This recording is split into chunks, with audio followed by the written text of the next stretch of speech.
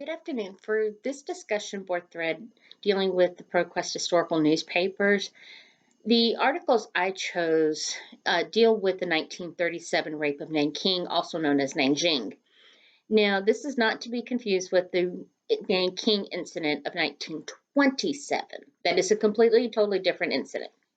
In December of 1937, Japanese soldiers pillaged and murdered civilians and military personnel alike.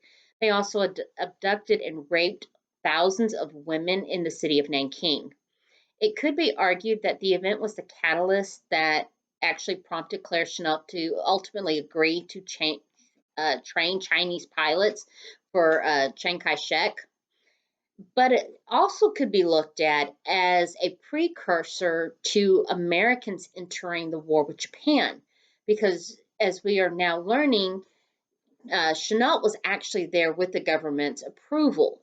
And so Americans were, that having that little bit of that early foray into the war with Japan. So the first article I chose in its short form is called All Captives Slain, and it was published on December 18th, 1937 by F. Tillman Durden. Now, Durden was an American journalist living in Nanjing at the time, and the article was written as he was trying to evacuate. It is very detailed about the actual events that occurred. He talks about prisoners of war who were surrendering to the Japanese being ultimately murdered right there in the streets. He also details seeing women forcibly dragged from their homes, from their businesses, from the American University and being raped. But one thing that was interesting to me was he brings out that Chiang Kai-shek was under advisement from German leaders. However, based on the research I did with my master's thesis, this is actually not true. So it's a little interesting to see how the perception of an American journalist living in China at that time versus all the documentation from Chennault shows that there was complete differences. The second article is an article that ran in the Manchester Guardian on January 9th of 1938. And in it, the author is expressing that he hoped that the events of December 37 had been rare, that they wouldn't continue on, that unfortunately he had to report that the rape and abduction of women had continued on and that soldiers were still looting the city.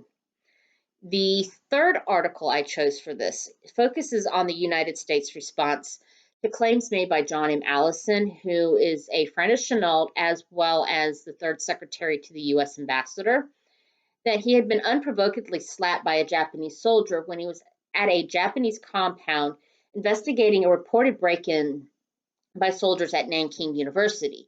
Now, this is an American property. During the incident, the soldiers had forcibly removed a Chinese female employee of the university and took her to another location where they had raped her. And it is going to be for this primary reason that Allison and American educator Charles Riggs is going to go to the compound, and the article goes on to fully detail, the entire incident. But the article also does state that Roosevelt and Secretary Hull had had this big meeting and decided that Japan needed to apologize. The last article I will be discussing is from the Washington Post in 1977, entitled in its short form, Recalling the Rape of Nanjing. The reason I chose this particular article is to demonstrate how misleading titles of newspaper stories can ultimately be. The article is about the 50th anniversary of the Nanking incident, so the 1927 incident. It details the information, in it is from American missionaries who had been living over there at the time, and it was their memories of 1927 when the Kuomintang Nationalist Party, which was the Chinese Nationalist Party, come in and pillage and murder foreign diplomats and foreign personnel.